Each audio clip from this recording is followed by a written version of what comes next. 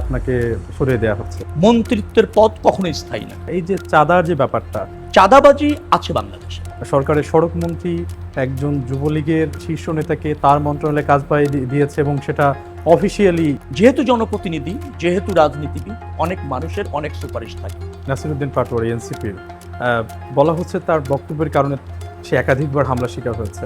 তারা যদি মনে করে যে গালি দেওয়া, ভৎসনা করা, দেখে দেওয়া, ছিঁড়ে ফেলবো এটাই রাজনীতি, তাহলে আমার মনে হয় রাজনীতি টিকবে না। বিএনপি গর্ব করার সব জায়গা আছে, অন্যদের 24 আছে, আর কিছু না। মানুষের প্রাণের দাবি দ্বিতীয় পদ্মা সেতু কত দূরে গিয়েছে, কোথায় করা হতে পারে এবং এটা নিয়ে পরিকল্পনা যদি নতুন কোনো তথ্য থাকে।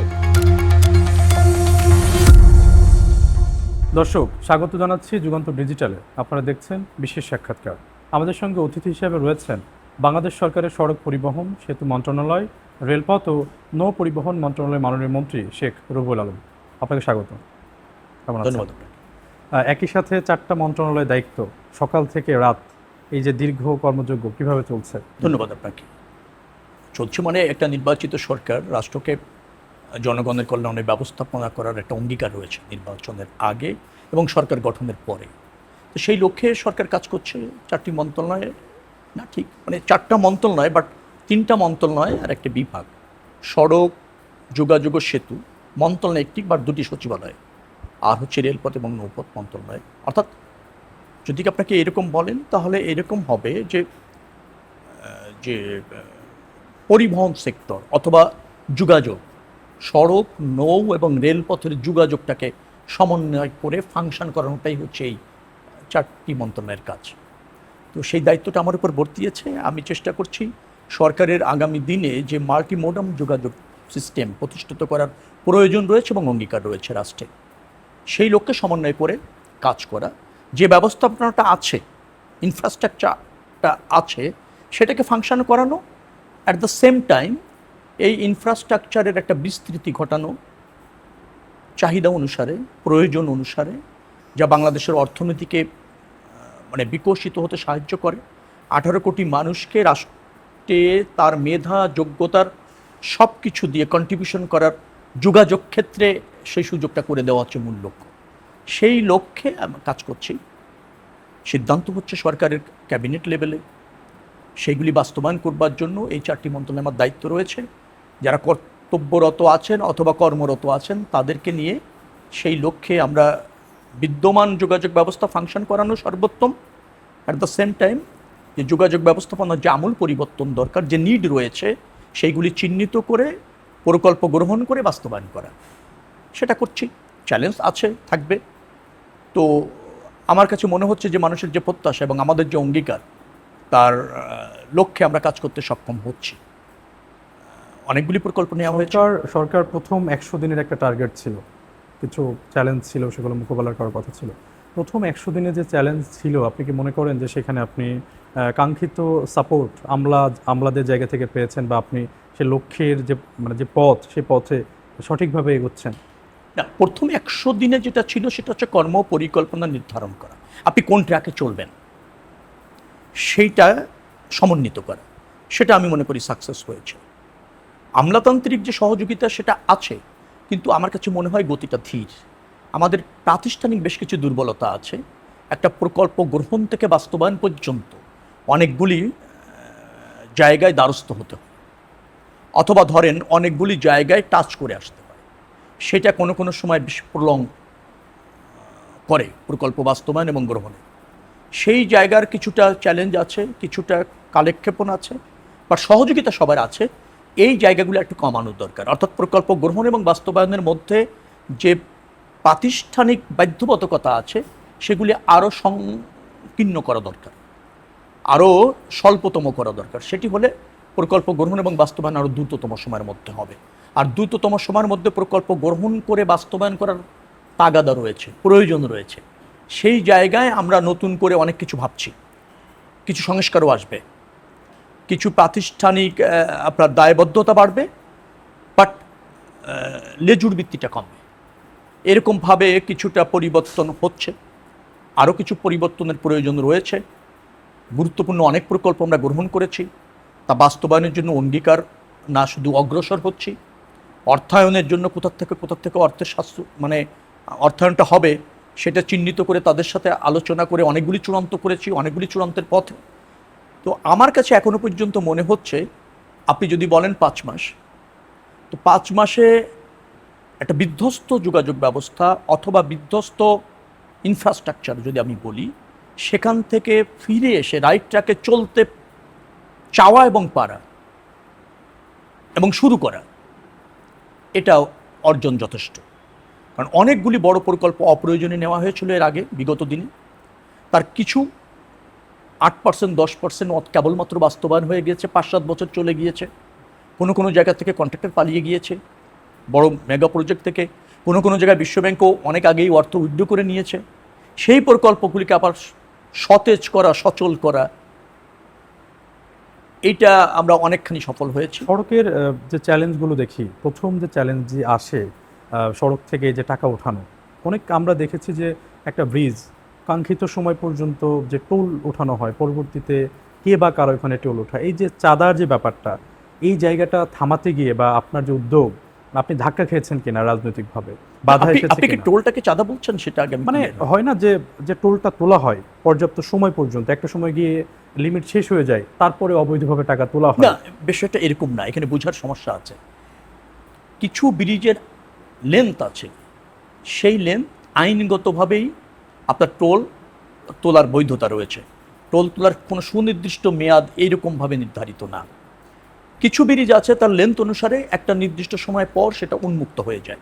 আর কিছু ব্রিজ আছে সড়ক পথে যদি আপনি বলেন সেতু, তো সেগুলিতে টোল থাকে এবং ওই টোল থেকে সরকার রাজস্ব নেয়। আলটিমেটলি ওই টাকাটা জনগণ সরকারকে দিচ্ছে, সরকার জনগণের প্রয়োজনে ব্যয় করছে। সেটি না হলে তো আপনি রাজস্ব আহরণ করবেন কোথার থেকে? তো ঢালাওভাবে যেটা বলা হয় যে 5-7 বছর 10 বছর হয়ে গেল এখনও টোল নিচ্ছে, উন্মুক্ত হয় না কেন, এটা একটা সাধারণ ধারণা, কিন্তু আইনিভাবে কিন্তু আবার তা না। আইনিভাবে কোন ব্রিজটির টোল দীর্ঘদিন নেওয়া হবে সেটা একেবারে নির্ধারিত করে। আবার কিছু ব্রিজ আছে যে এত বছর নেওয়ার পর তার যে ব্যয় আছে সেটা নির্বাহ হয়েছে এবং সেটা ধরেন জনগণের জন্য উন্মুক্ত করা, এই দুটো ক্যাটাগরি আছে। তো সেখানে কোনো ব্যত্যয় আছে বিদায় আমার জানা নেই। আমরা মানে আপনি বাংলাদেশের এই বিএনপি সরকারের প্রথম মন্ত্রী হিসাবে সমালোচিত হন একটা বক্তব্যকে কেন্দ্র করে। মানে আপনার বক্তব্যটা ছিল এরকম যে চাঁদা এবং চাঁদাবাজি, চাঁদা বলতে আপনি বুঝিয়েছেন যে 10-12 জন মিলে কিছু টাকা তুলে আমরা একটা অনুষ্ঠান করতে পারি বা একটা কনসার্ট করতে পারি, বা যাত্রীদের মানে যারা শ্রমিক আছে তাদের উন্নয়নে কাজ করতে পারি। কিন্তু এই বক্তব্যটা ভিন্নভাবে ডাইভার্ট হয়েছিল এবং ওই সময় আপনি ব্যাপক সমালোচিত হয়েছিলেন। ওই সময়টা কেমন ছিল আসলে? ধাক্কাটা সামলানো এত সহজ ছিল কিনা? না, আমি যা বলেছি জেনে বুঝে বলেছি। আমি খুব, কারা সমালোচনা করেছে হয়তো তারা শুধরে দিতে আমাকে সমালোচনা করেছে, কিন্তু না বুঝে করেছে। আমি আবারও আপনাকে ওই জায়গাটা রিপিট করতে চাই, কিছু ব্যক্তি এক হয়ে না, একটা বৈধ সংগঠন হয়েছে মালিক কল্যাণ ধরেন পরিষদ বা সমিতি অথবা শ্রমিক কল্যাণ ফেডারেশন, সেটা কিন্তু রাষ্ট্রের থেকে তারা নিবন্ধন নিয়ে কিছু শর্ত সাপেক্ষে তারা কিন্তু এটা বৈধ কমিটি, তারা মালিকদের কল্যাণে টাকা ব্যয় করে, শ্রমিকদের কল্যাণে ব্যয় করে। এই জন্য সমঝোতা শব্দটা আমি বলেছিলাম, তার মানে হচ্ছে ওই সমিতি তাদের মিটিংয়ে আলোচনা করে একটি টাকা নির্ধারণ করেছে সম্মতিতে, যে আমরা টিপ প্রতি অথবা ধরেন মাসিক অথবা পার ডে আমাদের সমিতিতে আমাদের বাস মালিক যারা আছে এই টাকাটা দিবে। এটা তারা নির্ধারণ করেছে, তারা আলোচনা করে তাদের মতো করে, এবং তারা সেটা কালেকশন করে ওই তারা যে রেজিস্ট্রেশন পেয়েছে সেই বিধি অনুসারে। সেটা চলবে কি করে? একটা ধরেন আপনি সাংবাদিক, আপনি তো প্রেস ক্লাবের সদস্য, আপনাকে ইয়ারলি চাঁদা দিতে হয়। আচ্ছা, সেটা দিয়ে প্রেস ক্লাবটা ব্যবস্থাপনা হয়। তো ওদের সমিতি ব্যবস্থাপনার জন্য এবং সমিতিতে কিছু কল্যাণমূলক কাজের জন্য তারা মালিকরা এক হয়ে একটা টাকা নির্ধারণ করে তারা তোলে তাদের প্রয়োজন। কিভাবে তোলে? ওই যে বললাম, সমিতিতে টাকা কালেকশন করার যে শর্ত আছে, পরিচালনার যে শর্ত আছে, সেই মোতাবেক। ওটাকে আমি চাঁদাবাজি বলতে চাইনি, এখনো বলতে চাই না। ওটা হলো চাঁদা। আমরা অনেক প্রয়োজনে দেই, মসজিদ কমিটিতে দেই, আমি যত নির্বাহী কমিটিতে আছি ইয়ারলি আমাকেও টাকা নির্ধারণ করতে হয়। এখন আপনি কেটে চাঁদা বলবেন কি বলবেন সেটা ভাষা হয়তো, শব্দ হয়তো ভিন্ন হতে পারে। চাঁদাবাজি আছে বাংলাদেশে, পরিবহন সেক্টরেও আছে, এখন একেবারে নাই বললেই চলে, কিন্তু এটা চাঁদা যে বাজি ছিল এটা সত্য। চাঁদাবাজি আমি ওটাকে বুঝি যে আপনি দিতে বাধ্য না, কিন্তু আপনার কাছে জোর করে নেওয়া হচ্ছে। যারা নিচ্ছে তাদের নেওয়ার কোনো ভিত্তি নাই, কিন্তু আপনি দিতে বাধ্য হচ্ছেন। এটা একটা ফৌজদারি অপরাধ, প্রেশার করা হচ্ছে। প্রেশার করা হচ্ছে। এটাকে আমি চাঁদাবাজি বলতে চাই। আমি তখনও বলেছিলাম ওই সাক্ষাৎকারে, চাঁদাবাজির কোনো সুযোগ এই সেক্টরে আমি রাখবো না বা থাকবে না। সড়কে বেশ কিছু নতুন প্রকল্প নেওয়া হয়েছে, তার মধ্যে এই সরকারের আমি আমার দৃষ্টিতে যদি বলি যে এআই ক্যামেরা সিস্টেম, যেটা সাধারণ মানুষ খুব ভালোভাবে নিয়েছে, এবং যেখানে যেখানে ক্যামেরাটা লাগানো হয়েছে সেখানকার ট্রাফিক ব্যবস্থা, সেখানকার যাতায়াত ব্যবস্থা, ভোগান্তির যে অভিযোগটা ছিল সেটা অনেকাংশেই বলা যায় যে শেষ হয়ে গেছে। এই পরিকল্পনাটা আর কতদিন পর্যন্ত টোটাল ঢাকা শহর ঘিরে করা যেতে পারে, বা কোনো পরিকল্পনা আছে কিনা? আমরা নতুন আরও এই রকমের 200 ক্রসিংয়ে আমরা যাচ্ছি, আপনার ক্যামেরা, তারপর হচ্ছে ওটার সিগন্যালিং, এটা যাচ্ছি। হাইওয়েগুলিতেও আমরা যাচ্ছি। আমরা পর্যায়ক্রমে এটাকে প্রসারিত করছি এবং ট্রাফিক ব্যবস্থার মধ্যে একটা শৃঙ্খলা আমরা নিশ্চিত করছি। প্রথমত সচেতনতা বাড়াচ্ছি। আমাদের ড্রাইভার, যাত্রী, গাড়ির মালিক, পথচারী, এর সবাইকে সচেতন হতে হবে। তো সেটা আমরা করছি। অ্যাট দ্য সেম টাইম আমরা এটাকে একটা ব্যবস্থাপনার আওতায় নিয়ে আসছি, যাতে অ্যাট এ গ্লান্সে আমরা এটা দেখতে পারি হাইওয়েতে কী হচ্ছে, কোথায় কী হচ্ছে, জিপিএস সিস্টেম। তারপর ইটিসি, আপনি জানেন যে টোলের ওখানে আমরা এটা চালু করেছি, প্রসারিত করছি। রেসপন্স, আমাদের দেশের জনগণের একটা জিনিস আছে যেটা একবার অভ্যস্ত হয়ে যায়, তার থেকে বেরিয়ে আসতে চায় না। বেরিয়ে আসাটা মানে সে মনে করে সে কোনো জটিলতার মধ্যে যাচ্ছে, কিন্তু আলটিমেটলি আসতে হয়। আর যত দ্রুত আমরা আসতে পারবো তত ব্যবস্থাপনাটা কিন্তু জনবান্ধব হবে, ভোগান্তিমুক্ত হবে। তো সে জায়গায় আমরা এই প্রকল্পগুলি হাতে নিয়েছি, এই ব্যবস্থাপনাগুলি প্রতিষ্ঠিত করছি, জনগণের সহযোগিতা চাচ্ছি। আর এক্ষেত্রে আমাদের বিশ্বব্যাংক সহ নিজেদের অর্থায়নে অনেকগুলি প্রকল্প আছে, সেটা বাস্তবায়ন চলছে। আপনি জাতিসংঘে গিয়ে অঙ্গীকার করেছি যে 2027 সালের ডিসেম্বরের মধ্যে আমরা একটা মানে কম্প্রেহেনসিভ সড়ক নিরাপত্তা আইন, সেটা আমরা করতে যাচ্ছি। আবার অ্যাট দ্য সেম টাইম 2030 সালের মধ্যে সড়কে মৃত্যুর হার এখন যেটা আছে তার অর্ধেকে নামিয়ে আনার একটা অঙ্গীকারও আমাদের আছে, এবং সেই লক্ষ্যে কিন্তু বেশ কিছু পরিকল্পনা আমরা গ্রহণ করেছি। ঢাকা শহরের যদি আপনি বলেন ট্রাফিক ব্যবস্থাপনা, তারপর যোগাযোগের ক্ষেত্রে যে সমস্ত আছে, যানবাহন আছে, সেখানে শৃঙ্খলা আনা, ইভি আমরা চালু করছি, আমরা মোনোরেল চালু। ইভি প্রক্রিয়াটা কি অবস্থাতে আছে? মানে এটা তো ইভি আমরা দুটিভাবে একটা করতে হবে। একটা হচ্ছে যে সরকারিভাবে বিআরটিসির অধীনে আমরা দ্রুততম সময়ে করছি। বেসরকারি খাতে যে সমস্ত পরিবহনগুলি আছে তাদেরকে আমরা ইভিতে ডাইভার্ট করতে চাচ্ছি। বিশ্বব্যাংক একটা প্রজেক্টও এখানের মধ্যে নিয়েছে, জরাজীর্ণ বাস আমরা তুলে নেব এবং তার পরিবর্তে একটা ইভি বাস আমরা তাদেরকে সুযোগ দেব। আপনি যে গল্পটা বলছেন এটা মানে বলা যায় যে একরকম স্বপ্নের মতো, যে বাংলাদেশে বা ঢাকা শহরে এই যে লক্কর ঝক্কর যে বাস, এগুলো থাকবে না, এগুলো সব তুলে নেওয়া হবে এবং ইভি বাস বা বৈদ্যুতিক বাস দেওয়া হবে, বা অন্য ভিন্ন কোনো পরিকল্পনা আছে আপনাদের সরকারের? এটা কি আপনি বাস্তবসম্মত মনে করেন? যদি বাস্তবসম্মত হয়, সেটা কত সাল নাগাদ এই সুফলটা পাওয়া আপনি যেতে পারে? সরকারি ব্যবস্থাপনায় বিআরটিসির মাধ্যমে শুধু নারীদের জন্য এবং নারী পুরুষ উভয়ের জন্য আজ থেকে 3 মাসের মধ্যে আপনি ইনশাআল্লাহ ঢাকা শহরে ইভি বাস দেখবেন।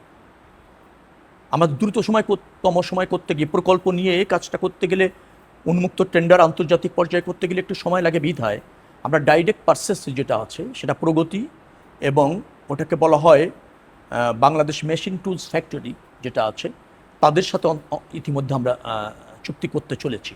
তারা 2 থেকে 2.5 মাসের মধ্যে আমাদেরকে প্রাথমিক পর্যায়ে ইভি বাস আনা, তার অপারেশনে নেওয়া, তার সার্ভিস, তার রিচার্জ, এ সমস্ত সেট আপ তৈরি হয়ে হচ্ছে। আপনি পুরনো বাসের কথা বললেন, পুরনো বাসের আমাদের নিয়মিতভাবে অল্প সংখ্যক হলেও আমরা অপসারণ করছি। বাসের ক্ষেত্রে আমরা 20 বছরের হচ্ছে একটা বাস, তার ফিটনেস পাবে। ট্রাকের ক্ষেত্রে 25 বছর পাবে। সিএনজির ক্ষেত্রে 30 বছর আমরা ওটা করেছি শুধুমাত্র এই কারণে, ওর অলরেডি 25 বছর হয়ে গিয়েছে, আর 5 বছর ওরা সময় চেয়েছে 3 হুইলার। তো এরকমভাবে এরপরে কি হবে, সে বাসটা ফিটনেস পাবে না বিআরটি এর থেকে, এবং তাকে আমরা স্ক্রাবে নিয়ে যাব। তো স্ক্রাব আর রিসাইক্লিং আমাদের কিন্তু নীতিমালা নাই, আমরা সেটা চূড়ান্ত করেছি, কার্যকর 1 মাসের মধ্যে আমরা এটা গৃহীত হবে। তার মানে তখন আপনি এই পুরানো ফিটনেসবিহীন বাসকে আইনগতভাবেই রাস্তা থেকে তুলে নিতে পারবেন। সেই নীতিমালাটা চূড়ান্ত, হ্যাঁ, 1 মাসের মধ্যে চূড়ান্ত হচ্ছে। অ্যাট দ্য সেম টাইম আমি বলতে চেয়েছিলাম, আর ঢাকাতে মোনোরেল, যেমন একটা মেট্রো রেল দেখেছেন যে মতিঝিল পর্যন্ত এখন আছে। এইটাকে আমরা নিয়ে যাচ্ছি কমলাপুর পর্যন্ত, প্রায় শেষ অংশ। আমরা মনে হয় আগামী বছর এই আপনার সম্ভবত ফেব্রুয়ারি মার্চের মধ্যে কমলাপুর পর্যন্ত এক্সটেনশন হচ্ছে। অ্যাট দ্য সেম টাইম আমরা এমআরটি লাইন 1 এবং লাইন 5কে কিন্তু আমরা আবার চালু করেছি। এটা বন্ধ ছিল জাইকার অর্থায়নে, এই প্রজেক্টটা বাতিলই হয়ে যেতে চলছিল, কিন্তু আমরা এই দুটি পরবর্তীতে এমআরটি লাইন 5-এর সাউথও আমরা কিন্তু একিনেকে নিয়ে গিয়েছি। তার মানে যেভাবে মেট্রো রেল, মনোরেল হচ্ছে ফিডার হিসেবে কাজ করবে, মেট্রোরও ব্যাকবোন হিসেবে কাজ করবে। আপনি মেট্রোতে এসে একটা স্টেশনে মনে করেন ঢাকা বিশ্ববিদ্যালয়ে নামলেন, স্টেশনে নামলেন, ওখান থেকে আপনি পুরনো ঢাকায় যেতে চান, আপনি মনোরেলে করে চলে গেলেন। এভাবে আপনার কানেক্টিভিটিটা, রুটগুলি, অ্যালাইনমেন্টগুলি আমরা নিশ্চিত করেছি। ফিজিবিলিটি স্টাডি চলছে, কাজ শুরু হবে। অর্থাৎ ইনফ্রাস্ট্রাকচার, আমি আপনাকে বলতে চাই, এটা এমন কিছু না যে আপনাকে কালকেই দেখানো যাবে। এটা বাস্তবায়ন হতে কিছু সময় লাগে। যে পরিকল্পনা সমন্বিতভাবে আমরা নিয়েছি, আমি দৃঢ়ভাবে বিশ্বাস করি যে আমরা সেটা বাস্তবায়ন করতে সক্ষম হব, এবং হওয়ার পর মানুষ এই যোগাযোগ ক্ষেত্রে একটা আমূল পরিবর্তন পাবে। আমূল।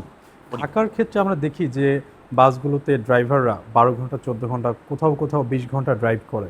সেই ক্ষেত্রে তাদের বেতন ভাতা এবং তাদের ড্রাইভারদের ক্ষেত্রে কোনো নীতিমালা আমরা পাবো কিনা ভবিষ্যতে, বা এরকম পরিকল্পনা আছে সেটা থাকা উচিত। ড্রাইভারদের অনেকে ড্রাগ অ্যাডিক্টেড এরকম ড্রাইভারও আমরা দেখেছি, যে কারণে অ্যাক্সিডেন্টের হার বাড়তেছে। সেই ক্ষেত্রে কোনো নীতিমালা না, এটা তো ঠিক আছে যে একটা ড্রাইভারের মানসম্মত ড্রাইভার দরকার, আবার ড্রাইভারদের কিছু ফ্যাসিলিটি নিশ্চিত হওয়া দরকার। আপনি এই দুটো কিন্তু অঙ্গাঙ্গিভাবে জড়িত, একটাকে বাদ দিয়ে একটা পাবেন। তো আমাদের দেশে তো এটা সত্য যে পরিবহন সেক্টরটা খুব পরিকল্পিতভাবে গড়ে ওঠেনি। কিছু উদ্যোগী মানুষ এসেছে, তারা ব্যবসার জন্য বাস নামিয়েছে, চালানোর জন্য একটা লোক খুঁজেছে, আর চলছে। সেভাবেই বেসরকারি খাত নিজেরা লাভবান হওয়ার জন্য যখন যা প্রয়োজন তাদের মতো করে করেছে। এখানে খুব বেশি সুপারভিশন সরকারের ছিল না, নজরদারি ছিল না। আমরা মানসম্মত ড্রাইভার, মানসম্মত ধরেন বিশ্রামাগার করতে পারিনি। আমরা এক্ষেত্রে পদক্ষেপ নিয়েছি, যেমন ড্রাইভারদের নিয়মিত ফিটনেস টেস্ট, চোখের টেস্টটা তার একেবারে বিশ্বব্যাংকের অর্থায়নে আমরা ম্যান্ডেটরি করে দিচ্ছি। তারপর ধরেন প্রেশার, ডায়াবেটিস সহ অনেক সময় প্যানিক অ্যাটাক হয় গাড়ি চালাতে গিয়ে, সেই সমস্ত জায়গায় একটা ফিটনেস তার থাকবে। 60,000 ড্রাইভারকে আমরা নতুন করে ট্রেনিংয়ের ব্যবস্থা করেছি বিশ্বব্যাংকের সহযোগিতায়। তো এই যে ড্রাইভারদের কথা বলছেন, সেই জায়গায় আবার হাইওয়েগুলিতে বিশ্বব্যাংকের সহযোগিতায়, যেমন আপনি একটা হাইওয়েতে একটা কানেক্টিং রোড উঠল, সে 90 ডিগ্রিতে উঠেছে, যে কোনো সময় দুর্ঘটনা হতে পারে, আমরা এটাকে লেফট লাইনে নিয়ে যাচ্ছি। এরকম বেশ কিছু পরিকল্পনা আমরা নিয়েছি। ঢাকাতে আমরা যেটা দেখি যে এই যে অটোরিকশা, এটা এত ব্যাপক আকার ধারণ করেছে, যে কারণে অনেক সরকারের পদক্ষেপ কিন্তু একবার সিটি কর্পোরেশনের পক্ষ থেকে নিবন্ধনের কথা বলা হলো। মানে এই অটোরিকশা রেখে শহরের যে যাতায়াত ব্যবস্থা, এটা ডেভেলপ করা সম্ভব কিনা, অথবা যদি এই অটোরিকশাকে বাদ দিয়ে দেওয়া হয়, সেক্ষেত্রে এই যে এখানে কাজ যারা করছে, যারা গাড়িগুলো চালাচ্ছে এবং অটোরিকশা, এগুলোর আসলে কি হবে, এগুলো নিয়ে আলোচনা হয়েছে কিনা সিটি কর্পোরেশন? অনেকবার হয়েছে, অনেকবার বসা হয়েছে। যেমন অটোরিকশার যত্রতত্র এভাবে বিচরণ রেখে নিরাপদ মানসম্মত যোগাযোগ ব্যবস্থা নিশ্চিত করা সম্ভব না। এটা একেবারে জরাজীর্ণ করে ফেলেছে ঢাকা শহরকে। কোনো সভ্য সিটিতে এইভাবে যত্রতত্র স্বেচ্ছাধীন কোনো পরিবহন রিকগনাইজ করা ছাড়া চলতে পারে না। এটা সত্য। এটা অটোরিকশার যারা চালান, তাদের যে নেতৃবৃন্দ আছেন, তারাও স্বীকার করেছেন। আমরা চাচ্ছি যে একটা গুড ম্যানেজমেন্ট করা, এখানে একটা নীতিমালা করে ম্যানেজমেন্ট করা। প্রধান সড়কগুলিতে এবং গুরুত্বপূর্ণ এলাকাগুলিতে আমরা অটোরিকশাকে নিরুৎসাহিত করতে চাই। পর্যায়ক্রমে তাদেরকে একটা রিভলিউশন করে একটু আপনার ঢাকা শহরের একবার জরাজীর্ণ অথবা কম ডেভেলপমেন্ট, কম গুরুত্বপূর্ণ, সেখানে আপাতত থাকলেও আমরা সেটা বিবেচনায় রাখছি। বাট গুরুত্বপূর্ণ জায়গা আমরা অটোরিকশা রাখতে চাইছি না। এখন এটার ব্যবস্থাপনাটা কী হবে, প্রক্রিয়াটা কী হবে, সেটা নিয়ে একটা সমন্বিত সিদ্ধান্ত আলোচনা চলছে, এবং সিদ্ধান্ত দ্বার প্রান্তে আমরা কীভাবে কার্যকর হবে, কিভাবে তারা মানে ক্ষতিগ্রস্ত বা যাতে না হয়, সেটা একটু মাথায় রাখছি। আবার নগরকে বিধ্বস্ত করে দিয়ে, ঢাকা সিটিকে বিধ্বস্ত করে দিয়ে তার অটো চালানো যাবে না, এটাও তাদেরকে বোঝানো হয়েছে, এবং তারা একমত হয়েছে, আমাদের সাথে একমত হয়েছে। তো অটো ম্যানেজমেন্টের ব্যাপারে সরকার সিরিয়াস, এবং এটা ম্যানেজমেন্ট আমাদের প্রায় হতে চলেছে, খুব তাড়াতাড়ি দৃশ্যমান হবে, এবং আমরা সবার সহযোগিতাও পাচ্ছি, সহযোগিতা চাইবো আমরা। এবার মানে এমন একটি প্রশ্নে আসছি, এটা হচ্ছে মানুষের প্রাণের দাবি, দ্বিতীয় পদ্মা সেতু। আমরা মাঝখানে শুনলাম যে খুব দ্রুতই হয়তো বা একনেক থেকে অর্থ পাস হবে, অর্থ দেওয়া হবে, কাজ শুরু হবে। এটা নিয়ে আসলে মানে কত দূর এগিয়েছে, কোথায় করা হতে পারে, এবং এটা নিয়ে পরিকল্পনা যদি নতুন কোনো তথ্য থাকে। না, আমি আপনাকে বলি, আমাদের ইনফ্রাস্ট্রাকচার যে ডেভেলপমেন্ট আছে সেখানে নির্বাচনী ইশতেহারে বেশ কয়েকটা বড় প্রকল্প রয়েছে। আমরা প্রথমেই নির্বাচনের সময় বলেছিলাম আমরা খুব বেশি বড় প্রকল্পকে উৎসাহিত করি না, আমরা জনবান্ধব প্রকল্পকে উৎসাহিত করি। আমরা ডেভেলপমেন্ট মানে ইনফ্রাস্ট্রাকচার শুধু বুঝাতে চাই না, আমরা ডেভেলপমেন্ট মানে বুঝাতে চাই 18 কোটি মানুষের সক্ষমতা, এটাই ডেভেলপমেন্ট। শুধু অপ্রয়োজনীয় মেগা প্রকল্পে আমাদের থাকার ইচ্ছা নাই। জনবান্ধব মেগা প্রকল্প যেগুলি আছে সেখানে আমরা গুরুত্বটা বেশি দিতে চাই। তারপর ঢাকা চিটাগাং এলিভেটেড এক্সপ্রেসওয়ে আমাদের কাছে বেশি প্রাধান্য পেয়েছে, কারণ আমাদের চিটাগাংয়ের সাথে একটাবার এমন একটা যোগাযোগ থাকা উচিত, এক মানে খুব সরাসরি একটা যোগাযোগ, যেটা একেবারে রিস্ক ফ্রি থাকবে, কোনো যানজট থাকবে না। চিটাগাং থেকে ঢাকা আসতে চান, আপনি এলিভেটেড এক্সপ্রেসওয়েতে উঠলেন ঢাকা, আর সেটাকে আমরা কানেক্ট করে দিতে যাই ইকোনমি জোনগুলির সাথে, যাতে সেখান থেকে উঠা যায়, ড্রপ করা যায়। সেভাবে আমাদের কাছে এটা প্রাধান্য পেয়েছে, এটা আমরা চূড়ান্ত পর্যায়ে চলে গিয়েছি। শুধু অর্থায়নটা কোথা থেকে হবে সে ব্যাপারে আলোচনা চলছে, আমরা পিপিপি মডেলে সেইখানে যাচ্ছি। পদ্মা সেতুর কথা, দ্বিতীয় সেতুর কথা যেটা বললেন, সেটাও আমাদের নির্বাচনী ইশতেহারে আছে। এটার ফিজিবিলিটি টেস্ট এর আগে হয়েছিল, বেশ আগে হয়েছিল, ওইটাকে আমরা ফিজিবিলিটি স্টাডিটা আবার একটু রিচেক করে দেখছি। এটা পাটোয়ারি ঘাটে বা এই অঞ্চলে হতে পারে সে ব্যাপারে এখন চূড়ান্ত কোনো সিদ্ধান্ত আমাদের নেওয়া হয়নি। তবে যেহেতু ফিজিবিলিটি স্টাডিটা রিচেক হচ্ছে, এটার পরে অনেক 2-3টি মেগা প্রকল্পের কথা আমি আপনাকে বললাম, 3টির কথা অন্তত বললাম, কিন্তু 3-4টি বড় প্রকল্প যেহেতু আমরা ইতিমধ্যে নিয়েছি, ডেফিনেটলি এর পরবর্তীতে আমাদের পদ্মা দ্বিতীয় সেতু নিয়ে ফিজিবিলিটি স্টাডি যেহেতু আমরা রিচেক করছি, তার পরবর্তী পদক্ষেপটা আমাদের সড়ক নিয়ে অনেক কথা হয়েছে, এবার একটু ভিন্ন আলাপে আসতে চাই। আমরা কয়েক মাস আগে বলতে গত মাসে হঠাৎ করেই কিছু ফেসবুক এবং নাম সর্বস্ব এরকম গণমাধ্যমে খবর পেলাম যে আপনাকে সরিয়ে দেওয়া হচ্ছে, এবং এটা নিয়ে মেইন স্ট্রিমে নিউজ হয় নাই, তবে এটা সামাজিক যোগাযোগ মাধ্যমে খুবই কাল্পনিকভাবে বিভিন্ন তথ্য ছড়ানো হচ্ছিল। আমি নিজেও হয়তো ভেবে নিয়েছিলাম হয়তো আপনাকে 4টা মন্ত্রণালয়ের দায়িত্বে আছেন, 2টা হলেও 4টা মন্ত্রণালয়ের দায়িত্বে আছেন, হয়তো আপনাকে কিছুটা সরিয়ে অন্য জায়গায় দেওয়া হতে পারে। আপনি এই যে সিচুয়েশনগুলো কিভাবে হ্যান্ডেলিং করেন? না, আমি হ্যান্ডেলিংয়ের কিছু নেই, মানসিক চাপ পড়ে কি? না না না, আমি একেবারে চাপ পড়ে না। আমি জানি যে কিছু মানুষ এটা লিখে মজা পায়, তাদের মজা পেতে দেন। আমি অঙ্গীকার হচ্ছে আমার এলাকার জনগণের কাছে এবং রাষ্ট্রের কাছে। আমি একজন আপাদমস্তক পলিটিশিয়ান, প্রথম মেম্বার অফ পার্লামেন্ট হয়েছি, প্রথম ক্যাবিনেটে এসেছি। আমার দলের সরকার প্রধান মনে করেছেন আমি এখানে ফাংশন করার জন্য উপযুক্ত, তাই বিবেচনা করে উনি আমাকে দিয়েছেন। আমি আমার জ্ঞাত মতে এবং আমার যতটুকু যোগ্যতা আছে তার শতভাগ দিয়ে চেষ্টা করছি। সেটি যদি রাষ্ট্রবান্ধব হয়, সরকার বান্ধব হয়, গুড। আবার আমি সব কিছু জানি পারি তাও না।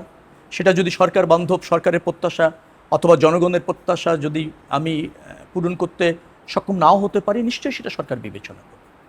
একটা শ্রেণীর মানুষ আছে যার কোনো কিছুই ভিত্তি নেই, যার কোনো কিছুই হয়নি, বাট আমি ক্যাবিনেটে নাই, এটা প্রচার করেছি। তো কিছু মানুষ এটা প্রচার করে অথবা এভাবে ভেবে হয়তো মজা পায়, শান্তি পায়, তাদের জন্য এটা হয়তো সুসংবাদ অথবা এক ধরনের তৃপ্তির খোরাক হতে পারে। বাট আমি আবারও বলি আপনাকে, আমি একজন পলিটিশিয়ান, সব পরিস্থিতি আমি ফেস করতে জানি। জনগণ কর্তৃক ম্যান্ডেট পেয়ে যেখানে বসে আছি, এই ধানমন্ডির মতো আসন থেকে আমি নির্বাচিত হয়েছি। এখানে প্রায় 34 বছর রাজনীতি করি মানুষের সাথে। আমারও আমার পার্টি আস্থা যেভাবে রেখেছে তাতে দলের প্রতি কৃতজ্ঞ, আর এলাকার জনগণের প্রতি কৃতজ্ঞ। তারা আমাকে দায়িত্ব দিয়েছে তাদেরকে রিপ্রেজেন্ট করার, আমি তাতে তার অমর্যাদা করছি না, করবও না। সরকার কখনোই স্থায়ী না, মন্ত্রিত্বের পদ কখনোই স্থায়ী না, অর্থাৎ এটা থাকে, যায়, আবার আসে, আবার যায়। সবশেষ তো আমি এটাকে এনজয় করি। আমি আমার কাজের মধ্যে তৃপ্তি খুঁজতে চাই। যে শপথ আমি করেছি মন্ত্রী হিসাবে, এটা শপথ করেছি, 2টি শপথ নিয়েছি। একটা নিয়েছি মেম্বার অফ পার্লামেন্ট হিসাবে, আরেকটা নিয়েছি ক্যাবিনেট মিনিস্টার হিসাবে। সেই শপথ অনুসারে কাজ করছি। সবশেষ আরও একটি তথ্য, মানে গত সপ্তাহে সম্ভবত খবরটি দেখলাম, আপনি যুবলীগের কোনো একজন ব্যক্তিকে আপনার প্রতিষ্ঠান, এবং খবরগুলো এমনভাবে এসেছে মানে অপ্রত্যাশিত, যে সরকারের সড়ক মন্ত্রী একজন যুবলীগের শীর্ষ নেতাকে তার মন্ত্রণালয়ে কাজ পাই দিয়েছে এবং সেটা অফিসিয়ালি কি বলে ওটাকে চূড়ান্ত হয়েছে, চুক্তি হয়েছে অফিসিয়ালি। এই খবরটা কি আপনার কান পর্যন্ত এসেছে? না, আমি দেখেছি তো, আমি খুব অবাক হই, এরাও সাংবাদিক অথবা এরাও কি নাগরিক যারা কিছু না জেনে না বুঝে কল্পকাহিনী প্রচার করতে পারে? আমি শুধু সাংবাদিক বলছি না, এরাও কি আমাদের দেশের নাগরিক? যেহেতু জনপ্রতিনিধি, যেহেতু রাজনীতিবিদ, অনেক মানুষের অনেক সুপারিশ থাকে। যে সুপারিশ কাজটার কথা বলছেন সেটা সম্ভবত মেম্বার অফ পার্লামেন্ট হিসেবে আমি যখন সংসদে ছিলাম শেষ অধিবেশনে, তখন কেউ একজন একটা আবেদন নিয়ে আসছে। সেই আবেদনটা হলো রেলের কিছু কিছু জায়গায় আছে যেখানে বিল বোর্ড দেওয়া যায় বিজ্ঞাপনের জন্য। তো বিজ্ঞাপনের জন্য কিন্তু কোনো টেন্ডার প্রসেস নাই যে আপনি টেন্ডার করবেন কে বেশি বিড দিয়েছে। ইনফ্রাস্ট্রাকচার অথবা লোকোমোটিভ কিনবেন, কোচ কিনবেন, রেল লাইন বানাবেন, এখানে টেন্ডার আছে। কিন্তু বিজ্ঞাপনের জন্য জায়গা ভাড়া দেওয়া, এটা লাইসেন্স পদ্ধতি বলে আর কি আমাদের ভাষায়। কোনো কোনো সময় আমরা অনেক জায়গাও লিজ দেই 1 বছরের জন্য, আপনি পেমেন্ট করবেন, লিজ নেবেন, প্রত্যেক বছর রিনিউ করবেন। বিজ্ঞাপনের জন্য এরকম আছে। তো তিনি বিজ্ঞাপনের জন্য আবেদন করেছেন। আবেদন করলে ওই আবেদনে তো আর লেখা নেই কে আবেদন, একটা কোম্পানির নাম, প্রতিষ্ঠানের নাম, এটার মালিকানা কে তাও তো আর জানা নেই। আমার কাছে একজন লোক এটা চেয়েছেন, সেটা হচ্ছে মেম্বার অফ পার্লামেন্ট হিসেবে আমি যখন পার্লামেন্টের মধ্যে থাকি, আমাদের সম্ভবত আমার যতটুকু মনে পড়ছে ওখানে অনেক বিয়ারাররা থাকেন যারা কাগজপত্রে এগিয়ে দিয়ে হেল্প করেন। তো ওরা মাঝে মাঝে ছোটোখাটো দু একটা রিকোয়েস্ট করেন। আমি চিন্তা করলাম বিজ্ঞাপনের একটা বিষয় তো এতভাবে বলছে কয়েকদিন ধরে, তো আমি লিখলাম সচিব প্রয়োজনীয় সহযোগিতা করুন। এটা আপনি যান বাংলাদেশের কোন মেম্বার অফ পার্লামেন্ট এবং কোন ক্যাবিনেটের মন্ত্রী, তাদের এই জনবান্ধব হিসেবে জনগণের জন্য এটুকু সুপারিশ করতে হয় না। এটা প্রতিষ্ঠিত এবং একটা প্রক্রিয়া। সচিব আবার ওই আবেদনটা পেয়ে লিখেছে, খেয়াল করবেন খুব ইম্পর্টেন্ট, যে বিজ্ঞাপন বিধিমালা এবং বন বিধিমালা 2026 অনুসারে প্রয়োজনীয় ব্যবস্থা নেওয়া যেতে পারে। তার মানে আইনি প্রক্রিয়া। আপনি ওটা পাবেন কি পাবেন না বিধিমালা বলবে, আইন বলবে। আপনার আবেদনটা যদি বিবেচনাযোগ্য হয় বিবেচনা পাবেন, অথবা পাবে না। 2026-এর বিধিমালাতে এটা বিবেচনা করা যেতে পারে। তো এইটা আপনি আইন অনুসারে একজন মানুষের একটা কাজের আবেদনকে, পাওয়ার আবেদনকে আইন অনুসারে বিবেচনা করতে যদি বলেন এবং করেন, সেটা কোনো অপরাধ কিনা। বিবেচনা আইন অনুসারে যেটা করা হয়েছে তাতে তিনি পান নাই, ওই কাজটি তাকে দেওয়া যায়ও নাই, ইভেন আমলেও নেওয়া যায়নি। ওই বিজ্ঞাপন পাওয়ার আবেদনটা বলা হলো শত শত কোটি টাকার কাজ একজনকে দিয়ে দেওয়া হয়েছে। যারা এটা বলেন এবং প্রচার করেন, আমি খুব হয়ে বলছি, তারা কি এদেশের সুনাগরিক হতে পারেন কিনা, আমার এটাই প্রশ্ন। আপনি তো সাংবাদিকতা বিভাগে পড়াশোনা আপনারা যান, করেছেন। আপনারা কয়েকজন সাংবাদিক গিয়ে রেল মন্ত্রণালয়ে গিয়ে বলেন তো যে এই মন্ত্রী যে বলেছেন যে প্রয়োজনীয় সহযোগিতা করুন, সেই সুপারিশের ভিত্তিতে কোনো একটা বিজ্ঞাপন কাউকে দেয়া হয়েছে কিনা যে একটু দেখে আসেন। বিজ্ঞাপন দেওয়া হয়নি, দেওয়ার সুযোগও নেই, শুধুমাত্র ওটা বিধিমালা অনুসারে প্রসিড করা হয়েছে। তো আপনি যদি এটা আবেদন করেন আমার কাছে, আপনি আমার কাছে আবেদন করলেন, আমি বিধিমালা অনুসারে প্রসিড করব না, নাকি ওটা ফেলে দিব? হ্যাঁ, আমি যেহেতু জনপ্রতিনিধি, আমি খালি সচিবকে লিখেছি প্রয়োজনীয় সহযোগিতা করুন। এটা আমাকে লিখতে হয় এবং আজকেও লিখতে হবে। এবং আমি আপনাকে এও বলি, আমি যতদিন বেঁচে আছি, কোনো মানুষের ন্যায্য কোনো দাবি যদি থাকে তাতে আমি লিখি। দাবিটা পূরণ হবে কিনা, কাজটা সে পাবে কিনা, সেটা আইন বলবে, বিধি বলবে, সিস্টেম বলবে। কিন্তু কেউ যদি কোনো রাজনীতি করে কারো কাছে যদি এসে বলে যে আপনি একটু আমার জন্য সুপারিশটা করেন, এটা আমাদের সমাজ এবং আমাদের প্রক্রিয়ার অংশ। এটার বাইরে তাহলে আমি জনপ্রতিনিধি কেন? তাহলে আমার কাছে মানুষ, আমি যে মানুষকে এই যে নেতৃত্ব দেই এবং মানুষের অধিকার যে প্রতিষ্ঠিত করার জন্য কাজ করি, তাহলে মানুষের সাথে আমার সম্পর্কটা কিসের? আমি ন্যায্যতাটার জন্য আপনাকে বলবো না, আপনি এক জায়গায় বঞ্চিত হচ্ছেন, আমি বলতে পারি না যে বিষয়টা দেখেন তো ওনাকে কীভাবে একটু হেল্প করা যায়? তো রাজনীতিবিদের কাজটা কি? যারা এটা বোঝেন না, আমি তাদেরকে বিনয়ের সাথে বলবো যে জেনে বুঝে নিউজগুলি করলে ভালো হয়। স্বাধীনতার মত কিন্তু নদীর স্রোতের মতো অবাধ না। কোনো কিছু লেখা এবং বলা কিন্তু নদীর স্রোতের মতো অবাধ না। আমাদের যেমন দায়বদ্ধতা আছে, নাগরিকেরও দায়বদ্ধতা আছে, সাংবাদিকের দায়বদ্ধতারও বেশি আছে। কারণ সে মানুষের বিবেক এবং এই সমাজকে পরিশুদ্ধ করে। সে যখন এবং আবেগতাড়িত হয়ে কাউকে টার্গেট করে এইভাবে অপপ্রচার করে, সেটা আমার মনে হয় বন্ধ হওয়া উচিত। আপনি তো সাংবাদিকতা নিয়ে পড়াশোনা করেছেন ঢাকা বিশ্ববিদ্যালয়ে। একটা তথ্য যখন যে কেউ হতে পারে, সেটা আপনি বা অন্য রাজনীতিবিদ, যে কোনো দলের হতে পারে, একটা অপতথ্য ছড়িয়ে যাচ্ছে এবং এটা একটা গোষ্ঠী সত্যিই ধরে নেয় এবং এই গোষ্ঠীটাকে আপনি কোনোভাবেই বিশ্বাস করাতে পারবেন না যে আসলে এটা সঠিক না। সেই ক্ষেত্রে একজন পলিটিশিয়ানের জন্য একটা চ্যালেঞ্জ হয়ে যায় কিনা পরবর্তী চ্যালেঞ্জ রাজনীতি? হয়ে যায়, ফাংশন করা কঠিন হয়ে যায়, তিনি সামাজিকভাবে নিগৃহীত হন, পরিবারে প্রশ্নবিদ্ধ হন, কোনো কিছু না করে। ডেফিনেটলি যে অপরাধ করেছে, যে ধরেন নিয়ম মেনে ফাংশন করছে না, তার ভৎসনা করা যেতে পারে, কিন্তু তারও একটা ভাষা থাকবে, তারও একটা ভাষা থাকবে। আমি আপনার সাথে দ্বিমত করবো, ভাষা থাকবে না? তারও একটা ভাষা থাকবে। আবার আমি আপনার উপর ক্ষুব্ধ হব, তারও একটা ভাষা থাকবে। ঠিক আছে, ঠিক আছে, আমিও আবেদনটা সই করেছি ধরেন, সেটার একদল সাংবাদিক মন্ত্রণালয়ে যেতে পারতো, গিয়ে তারা জানতে পারতো, দেখতে পারতো ওটা কি হয়েছে, কোনো বিশেষ সুবিধা ওই আবেদনকারী পেয়েছে কিনা আমার এই সুপারিশের ভিত্তিতে। তখন একটা সমালোচনা হলে আমি নিজেকে শুধরে নিতাম, অসুবিধা নেই। কিন্তু যে দায় আমাকে দেওয়া হচ্ছে তা তো শুধরে নেওয়ার কিছু নেই, কারণ আমি তো রাইট ট্র্যাকেই আছি। এবং আমি আপনাকে আবারও বলি যে কোনো কোনো সময় এই জনপ্রতিনিধিদের কারো কারো ন্যায্য প্রয়োজনে সুপারিশ করতে হয়, কিন্তু সুপারিশ করা মানে এই না যে ওটা হয়ে যাবে। হ্যাঁ, আপনি যদি এমন হতো যে ওকে বিধি অমান্য করে ওই কাজটা আমি পাইয়ে দিয়েছি, ও পাচ্ছিল না বাট আমি পেয়ে দিয়েছি, আপনি পাচ্ছিলেন, ও পাচ্ছিল না, কিন্তু আমি বলেছি না মিস্টার অমক পাবে না, মিস্টার অমক পাবে, এবং ওকে দিতেই হবে, এবং সেটা আমি দিয়েছি এবং সে পেয়েছে, ডেফিনেটলি আমার দায় আছে। কিন্তু এটা সুপারিশ খালি আপনি অ্যাপ্লিকেশন লিখেছেন বিবেচনার জন্য, তাতেই বলা হলো শত শত কোটি টাকার কাজ শেখ রবিউল আলম দিয়ে দিয়েছে একজনকে। আপনি আমাকে বলেন তারা ফাংশন করছে কিনা সাংবাদিক অথবা নাগরিক হিসাবে। আচ্ছা, এই প্রসঙ্গ শেষ করে একটু ভিন্ন প্রসঙ্গে আরেকটু সময় নিতে চাই। আপনার ঠিক মনে পড়ে কিনা কোনো একটা টক শোতে আপনি বলছেন, খুব উত্তেজিত হয়ে বলছিলেন যে বিএনপি ক্ষমতা আসবে এবং আপনি এই দেশে থাকবেন না। আপনার সেই টক শোর সিনটা খুব উত্তেজিত হয়ে আমি কেউ থাকবে না আমি তা বলিনি মনে হয়। না, মানে বিএনপি ক্ষমতায় আসবে এবং এরকম কিছু একটা বাক্য বিনিময় হয়েছিল। টক শোতে তো আপনি একসময় তুমুল আলোচক ছিলেন। এখন টক শো থেকে ডাক আসে কিনা? আপনি তো যেতে পারেন না, না। আসে আসে আহ, আসে, কিন্তু আমার আসলে ওই সময় কম।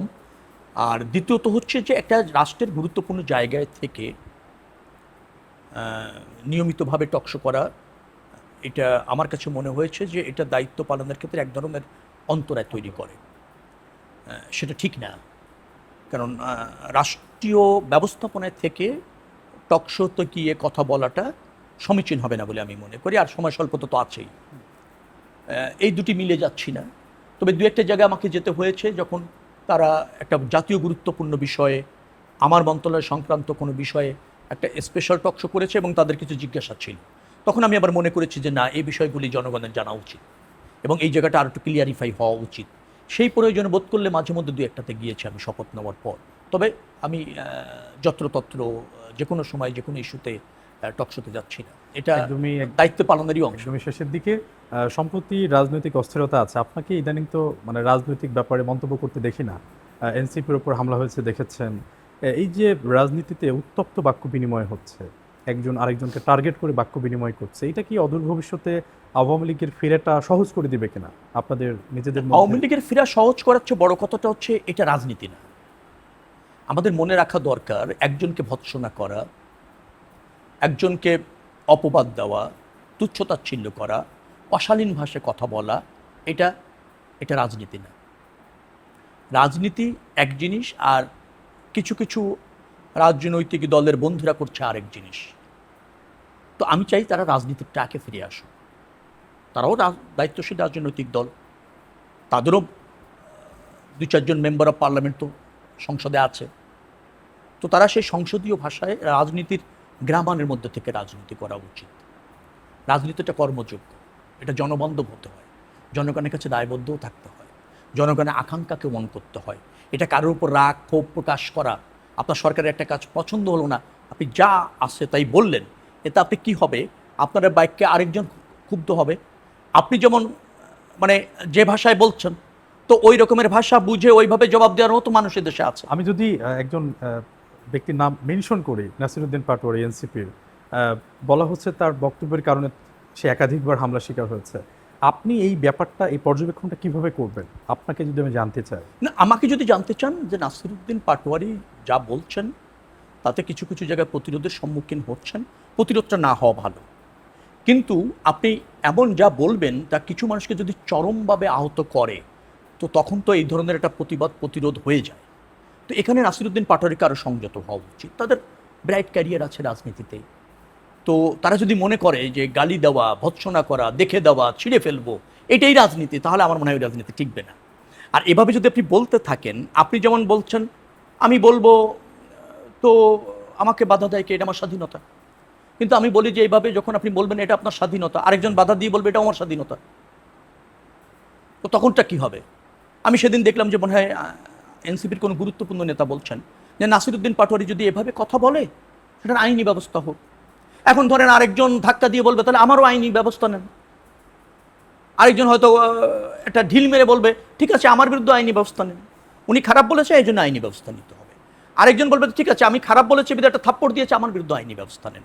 আইন তো এগুলি করে না। আইন এর বাইরেও আমরা রাজনীতিবিদ অথবা একজন সচেতন নাগরিক হিসেবে তো আমাদের কিছু নর্মস আছে, কিছু বিহেভ আছে, আমরা যেন সেটা মানি, সেটা যেন মানি। আর রাজনীতিটা কি সেটা যেন একটু জানি। এই মানা আর জানাটা যদি ঠিক থাকে, আমার ধারণা হচ্ছে আমরা অনেক বিষয় দ্বিমত হব, অনেক বিষয়। আমার সব বিষয়ে একমত হওয়ার জন্য বিরোধী দল হয়নি, অন্য রাজনৈতিক দল রাজনীতি করে না। কিন্তু আমি চাই আমি যেমন ভুল হতে পারে আপনারা শুধরে দেওয়াটাও রাজনৈতিক ভাষায় হতে হবে। একসময় তো জামাত বিএনপি একসাথে রাজনীতি করেছে, এখন মানে বর্তমান বাস্তবতা বলছে যে বিএনপিকে বিরোধী দল জুলাই বিরোধী বলছে এবং বিএনপি জামাতকে যুদ্ধাপরাধী বলছে, মানে জুলাই এবং মুক্তিযুদ্ধকে একরকম মুখোমুখি দাঁড় করে দেওয়া হয়েছে। মানে এটা কি ভবিষ্যৎ রাজনীতির জন্য একটা সংকট বয়ে আনবে কিনা? না না, খুব সিম্পল হিসাব। বিএনপি এদেশের মুক্তিযুদ্ধ ৭১-এর সেটাও কৃতিত্বের দাবি রাখে, ২৪-এর যে গণ অভ্যুত্থান সেটা ১৭ বছর ধারাবাহিকভাবে আন্দোলন সংগ্রাম করে সেটাও অর্জনের পরিপূর্ণ দাবি রাখে। দুটি অর্জনই বিএনপির। সমস্যাটা একটা জায়গায়, অন্য দলের অর্জন এক জায়গায়। এখানেই তাদের গোত্রদাহ। বিএনপি যখন ৭১ নিয়ে কথা বলে গর্বের সাথে বলে, স্বাধীনতার ঘোষণা, সশস্ত্র সংগ্রামে অংশ নেওয়া, এদেশকে মুক্ত করা, এটা বিএনপি গর্বের সাথে বলে। আবার ২৪-এ বলেন আমরা কিন্তু ২০১৫ থেকে ২০২৫ 10 বছর লুকিয়েছিলাম না, রাজপথে ছিলাম। হ্যাঁ, অন্য আমাদের সাথেও রাজপথে ছিলেন ১৫ পর্যন্ত। অর্থাৎ আপনি যদি ওইভাবে বলেন ১১ থেকে আন্দোলন শুরু হয়েছে ১৫ পর্যন্ত, 4 বছর জামাত ইসলামও রাজপথে ছিল।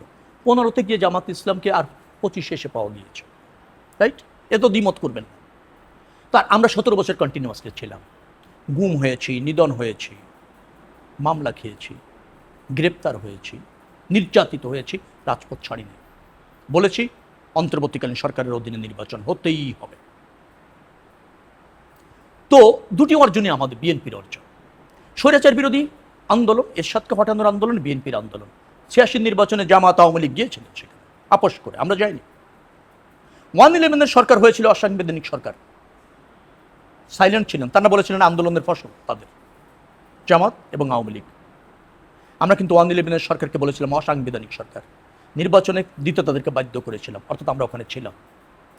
৭৫-এ যখন এদেশের একদলীয় বাকশাল প্রতিষ্ঠিত হয়, একদলীয়, আমরা কিন্তু সেই সিপাহী জনতার বিপ্লবের মাধ্যমে বহুদলীয় গণতন্ত্রের উত্তরণ ঘটিয়েছিলাম। অর্থাৎ বাংলাদেশ ৭১ বলেন, ৭৫ বলেন, ৯০ বলেন, ২০০৬ বলেন, আর ২০২৪ বলেন, যখনই বাংলাদেশ সংকটে পড়েছে বিএনপি জনগণের পাশে রাষ্ট্রকে ধারণ করে নেতৃত্ব দিয়েছে, রাজনীতি করেছে। এই জন্য বিএনপি গর্ব করার সব জায়গা আছে, অন্যদের ২৪ আছে, আর কিছু নাই। অনলি ২৪-এ অংশগ্রহণ আছে, ২৪-এর ধারাবাহিকতায় নাই, অংশগ্রহণে আছে। আই রেসপেক্ট ইট, আমি এটাকে সম্মান করি। ২৪-এর আন্দোলন আমাদের আম জনতার আন্দোলন, বাংলাদেশের আপামর জনগণের আন্দোলন, সব শ্রেণী পেশার মানুষের আন্দোলন। সব রাজনৈতিক দল ফ্যাসিবাদী দোসররা ছাড়া আমরা নেতৃত্ব দিয়েছি, জনগণ একমত হয়েছে, এটা সবারই অর্জন। কিন্তু গোত্রদাহটা ওখানে যখন প্রিভিয়াস সব অর্জন বিএনপির আর একটা অর্জন মাত্র যখন ওনাদের, এর পাল্লা যখন দেওয়া হয় আর সেই বিচার করে সেই মূল্যায়ন করে জনগণ যখন এই নির্বাচনে ব্রুট মেজরিটি আমাদের দিয়েছে, সবার গোত্রদাহ শুরু হয়েছে। This is the difference, Jamaat, NCP এবং BNP, this is the difference. সবশেষ আপনার সমালোচক, আপনার শুভাকাঙ্ক্ষী, আপনার এলাকার ভোটার, তাদের উদ্দেশ্যে যদি আপনার কিছু বলার থাকে। একটাই কথা, আপনারা নির্বাচিত করে একটা সরকার গঠন করেছেন, আমি দায়িত্ব নিয়ে বলছি সরকারের একজন ক্ষুদ্র সদস্য হিসাবে, সরকার আপনাদের কাছে দায়বদ্ধ, অঙ্গীকারাবদ্ধ এই দেশের রাষ্ট্র ব্যবস্থাপনার আমূল পরিবর্তন, অর্থনীতি এবং জনগণের অধিকার প্রতিষ্ঠার ক্ষেত্রে সে অঙ্গীকারাবদ্ধ। আস্থা রাখুন, সমর্থন অব্যাহত রাখুন। এদেশকে আমরা আপনাদের সমর্থন নিয়ে আপনাদের আকাঙ্ক্ষা অনুসারে পরিবর্তন করে ছাড়ব ইনশাআল্লাহ। ধন্যবাদ। ধন্যবাদ। দর্শক, কথা বলছিলাম বাংলাদেশের বিএনপি সরকারের সড়ক, রেলপথ, সেতু ও নৌপরিবহন মন্ত্রণালয়ের মন্ত্রী জনাব মন্ত্রী আর কেউ আছে? সঙ্গে। আজ এখানে বিদায় নিচ্ছি। আল্লাহ হাফিজ।